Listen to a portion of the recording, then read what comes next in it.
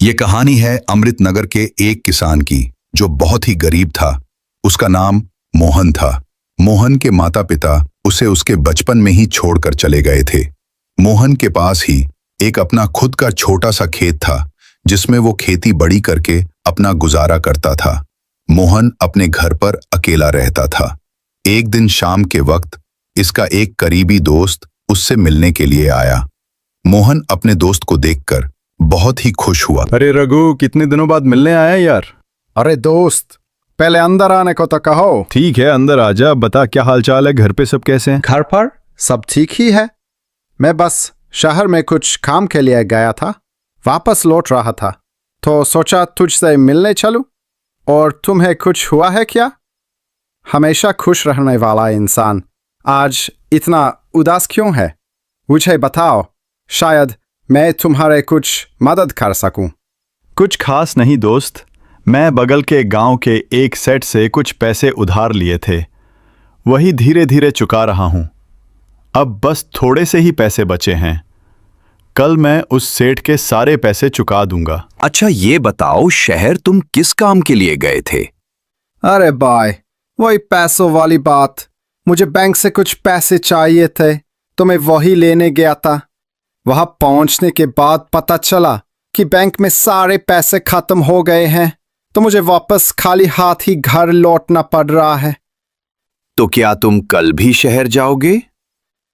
हाँ भाई, कल भी शहर जाना पड़ेगा क्योंकि मुझे पैसों की बहुत जरूरत है दोस्त। लगता है रात हो गई है, मुझे अपने घर चलना चाहिए। दोस्त, रात तो बहुत ज्यादा हो गई है आज। रुक जाओ, तुम कल सुबह ही चले जाना। नहीं दोस्त, मैं रुक नहीं सकता, मुझे जाना चाहिए। फिर रघु मोहन के घर से चला गया। अगले दिन मोहन सेठ के बाद के पैसे देने के लिए उसके घर की ओर चल देता है। सेठ जी, क्या मैं अंदर आ सकता हूँ? हाँ जरूर मोहन, अंदर आओ। अच्छा मोहन, मेरे बाकी के पैसे तुम कब तक दोगे? वही पैसे देने आया हूँ सेठ जी। आज आपका सारा हिसाब पूरा हो जाएगा।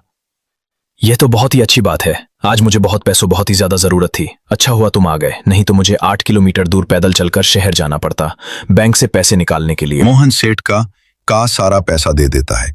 उसके बाद मोहन अपने घर की ओर चल देता है। चलते चलते उसे अपने उस दोस्त की याद आने लगे जो शक्ल मिलने आया था। अरे रघु का घर तो इसी रास्ते में पड़ता है, मैं अभी उसके घर जाकर उससे मिल लेता हूँ। उसके बाद मोहन अपने दोस्त के घर चल देता है। रघु, क्या तुम घर पर हो? इतना सुनते ही रघु की मां मोहन को बुलाती है। कौन हो बेटा, अंदर आओ। अंदर ही जाते ही मोहन रघु की तस्वीर देखता है, जिसे देखने के बाद वो चौंक जाता है। चाची जी, ये आप मेरे दोस्त की तस्वीर पर माला क्यों लगाई हुई है? क्या तुम्हें नहीं पता बेटा, मेरे बेटे की मौत 6 महीने पहले ही हो चुकी है। वो कैसे? चाची जी, मेरे दोस्त की मौत कैसे हुई? बेटा बस कुछ काम के लिए बैंक गया था, उसके बाद वहां से लौटा नहीं। फिर 3 महीने बाद उसका शरीर जंगलों में मिला। पता नहीं मेरे बच्चे के साथ ऐसा क्या हुआ था उस दिन। अच्छा बेटा रुको, मैं तुम्हारे लिए कुछ चाय नाश्ता लाती हूँ। नहीं चाची जी, शुक्रिया, लेकिन मैं आपसे एक बात कहना चाहता हूँ। कहो बेटा, क्या बात है? कल रात को रघु मेरे घर आया था। उसने मुझसे कुछ देर तक बातें भी की। यह तुम क्या कर रहे हो बेटा? मेरे बेटे को मरे हुए 6 महीने हो गए हैं। नहीं चाची जी, मैं सच कह रहा हूं। रघु मेरे पास आया था। उसने मुझसे देर रात तक बात की और कहा मैं शहर बैंक से पैसे निकालने के लिए गया था। आते हुए देर हो गई, इसलिए मैंने सोचा कि क्यों ना तुमसे मिल लिया जाए। तो वो मुझसे बात करने लगा और हम दोनों ने देर रात तक बात की। उसके बाद रघु ने कहा मैं घर जा रहा हूं। तो मैंने उसे कहा कि रात बहुत ज्यादा हो गई हो, तुम कल सुबह चले जाना। लेकिन वो मेरी बात नहीं सुना और चला गया। कहाँ चला गया?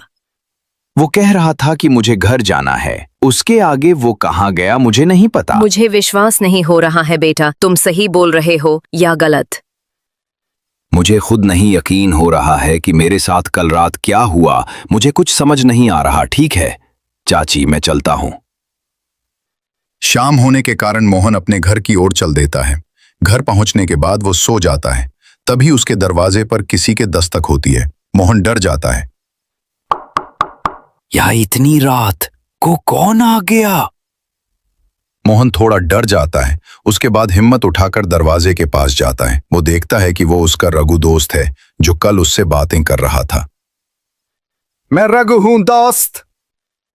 हाँ, पर तुम इतनी रात को यहां क्यों आए हो? दोस्त, मुझे तुमसे बहुत ही जरूरी बात है।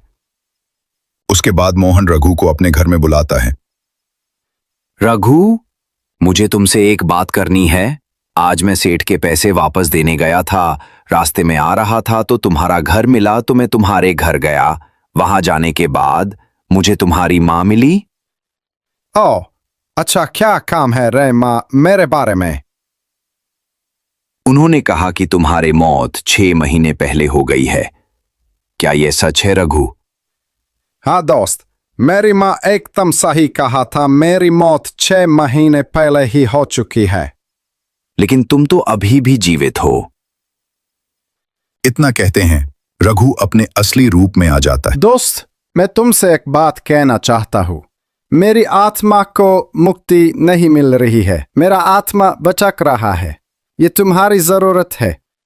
ऐसा क्या हुआ था? तुम्हारी मौत आखिर हुई कैसे थी दोस्त?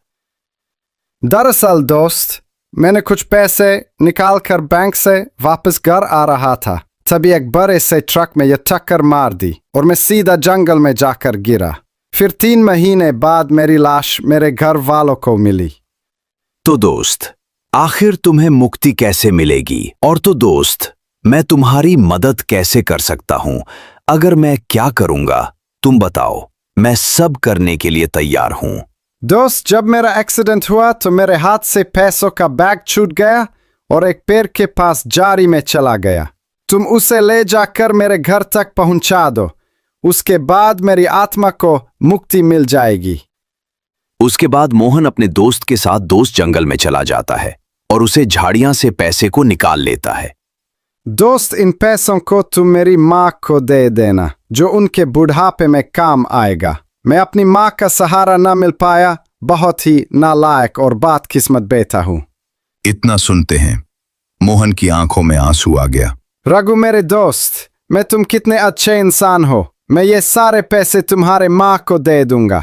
इतना सुनते ही रघु का आत्मा हवा में उड़ गया। उसके बाद मोहन अपने घर चला गया। फिर अगली सुबह मोहन रघु के घर गया और उसकी माँ को पैसों का बैग देता है। बेटा, ये पैसे मुझे क्यों दे रहे हो? क्या है ये? चाची जी, कल रात रघु मेरे घर आया था। शहर के बैंक में जो पैसे हैं वो रघु बैंक से निकाल कर ला रहा था। ये वही पैसे हैं। दरअसल रघु की आत्मा मेरे पास आई थी और ये पैसों का बैंक देकर गई है। ये पैसे आप ही के हैं और रघु की आत्मा मुक्त हो गई है। इतना सुनने के बाद रघु की माँ रोने लगती है।